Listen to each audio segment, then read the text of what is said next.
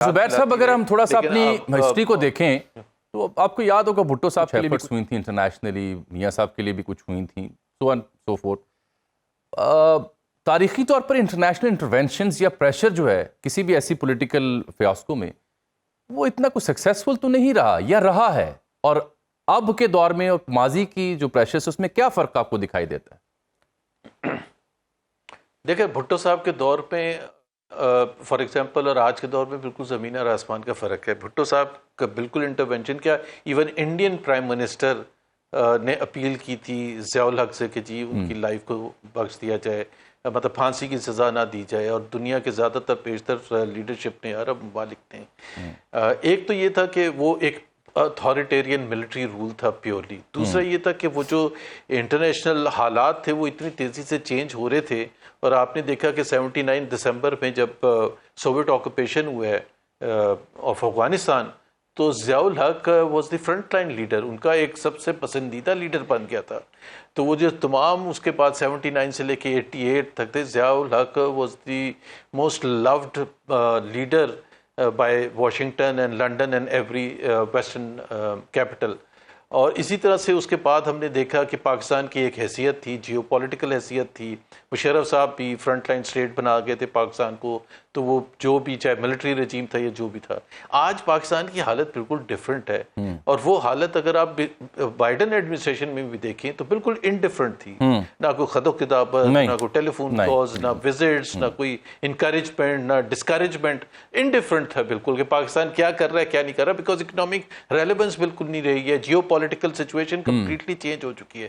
تو اس وقت اگر پاکستان پر پریشر وہ ڈالتے ہوئے کوئی وہ نہیں کریں گے کہ پاکستان کی لیڈرشپ ریئیکٹ نہ کر جائے، اور ہمارے جو ہمیں ضرورت ہے پاکستان کی وہ شاید ہمیں میسر نہ آئے. وہ جو افغانستان کے حالات بھی سیٹ ہو گئے ہیں as far as امریکہ از کنسرن. طالبان آ گئے ہیں نا، ان کا انٹرسٹ ہے افغانستان میں. طالبان کرتے ہیں کیا کرتے ہیں ابھی تک پچھلے 2-2.5 سال میں انہوں نے کیا کیا؟ 3 سال کوئی انٹرفیئرنس نہیں کی، کہ چاہے وہ تعلیم بند کرتی بچیوں کی یا جو بھی انہوں نے سخت قوانین بنائے ہیں. سو پاکستان کا کوئی ان کو انٹرسٹ نہیں ہے. سو بالکل اس حوالے سے پریشر ضرور آئے گا. اور ابھی بھی آپ نے دیکھا 2-3 دن پہلے تقریباً 48 کانگریشنل لیڈرز نے اس وقت جو ہماری اسٹیٹ ہے وہ کیا اس قابل انکیپیبل ہے ٹو ڈیفائی دیٹ پریشر جو کہ آپ اینٹیسپیٹ کر رہے ہیں؟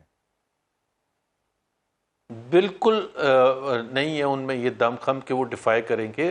اور اس کا اپریہنشن دیکھیں، وہ جو جامی 270 الیکٹورل ووٹس کی ضرورت ہوتی ہے امریکن پریزیڈنٹ کو ڈکلیئر کرنے میں کہ جی وہ امریکہ، جیسی وہ 270 کی ہوئی تھی، وہ کوئی پاکستانی ٹائم کے حساب سے 2-2:30 بجے تھے اس دن 6 نومبر کو.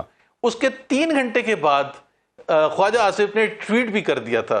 تو شو کر رہا تھا کہ کتنا محسوس کر رہے پریشر، کتنا ڈر خوف ہے. اور وہ یہ بتانے کی کوئی، حالانکہ کوئی ڈبیٹ کے بعد کرتا ہے نا، بہت ڈبیٹ ہو رہی ہے کافی دنوں تک، گھنٹوں تک، اور اس کے بعد آپ یہ کہیں کہ جی امریکہ ایسے تو نہیں کرتا کہ ایک لیڈر کے لیے اپنی پالیسی چینج کر لے. ان کی پالیسی ہے کیا پاکستان کے لیے؟ پہلی تو بات یہ ہے کوئی پالیسی ہے ہی نہیں پاکستان کے لیے.